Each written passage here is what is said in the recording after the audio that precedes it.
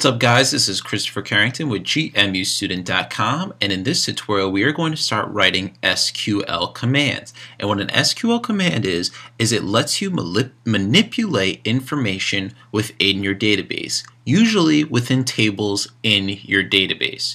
So the reason we needed to do all of this stuff is because we needed to connect to our database so that we can make SQL commands. So first let's look how we connected to our database first. First we made a connection is assigned null, and statement is assigned null. And we imported the connection interface and the statement interface. So then we printed out that we were going to start making a connection. We implemented our driver here. And then we used the driver manager to help us get a connection. And what connection did we get? We connected to our database, and we used the username and password to make that connection. And then we returned all of that to this connection variable. So that's all we did, and then after that we just printed out that the connection was successful. And it printed out when we did the run that the connection was successful, so we know it worked, and none of the catch blocks were ever needed. And then finally, all we did was we closed both of our connections. So very simple. I hope everyone understands what we have done so far. So what we are going to do from here is we are going to use this class to write SQL commands. So let's look at this chart for a second. Here we have our project, and here we have our database. So here we have our project. This is the project that we're working on. And we have our MySQL database.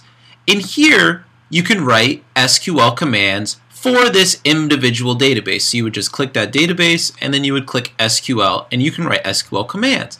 But now that we have made this connection in Eclipse, we can do SQL commands in here as well. So if you look at this chart, what this is basically saying is we have our project and we have our database.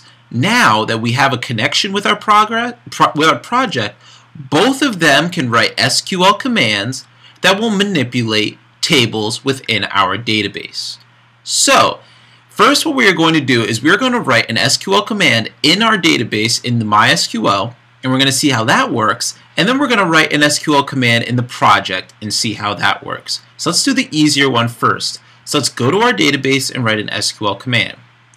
So obviously one of the first SQL commands we could write for this YouTube would be to create a table, because currently we have no tables in our database. So why don't we just create a table? So in here, follow this syntax and then I'll explain it. Right, create table, and then you put the table name. So let's say books. And then you open and close some parens, and then give me a tab.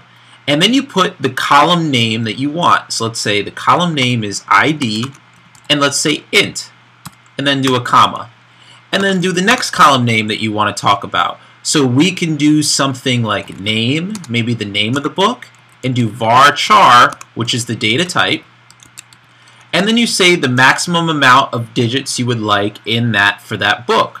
And let's just say 100. So we don't want books that have over 100 characters in it. And then we could say author, and we could say varchar 100. And the last thing we can do is publisher, varchar, and we can keep that 100 too. And then you do not put a comma at the end. Now let's talk about this ID int, and we can make that a maximum of 11 digits. So that doesn't mean it would go up to the number 11, that would mean it would have 11 slots. So like the number 100 would be 3. So let's talk about this ID. What kind of things do we want for the ID, since every single book will have its own individual ID? Well, one thing that we know we would want is we do not want it to be null, because every book has to have an ID. So you just write not null. And another thing we might know about this is that we want it to be our primary key. And that just means that the ID will be our primary key. It's our unique identifier for all of the books. And then one more thing that we know that we would want about this ID is that we want it to auto underscore increment and then comma. We know we want it to auto increment so that each time we put in a book, the number just keeps going up. 1, 2, 3, 4, 5, so that every time we put in a new book, we don't have to go back and see what the last number was and then add 1 to that. The database will do it for us. So do me a favor, before we submit this, hopefully it works, but before we submit this, highlight everything and copy it, okay? So make sure you have your commas at the end of the first 3 rows and no comma at the end, and click Go. Okay, now highlight this and click Select Star from Books. Click Go. Nothing's happening for me. There we go. So okay, there was nothing in the books table, but we did create the books table, so select star wouldn't have really worked. But you see ID, name, author, and publisher. So that correctly did the MySQL command for us. But as I told you, we can now make SQL commands in Java. So let's drop this table and then make it again in Java and see if it will work. So in the SQL, let's say drop table and type in books and click Go. Do you really want to drop table? Okay. So now if we come back to structure, there are no tables found in the database. So now we're going to go into Java and rewrite that SQL command in Java, and it should create that database the exact same way that we just saw it.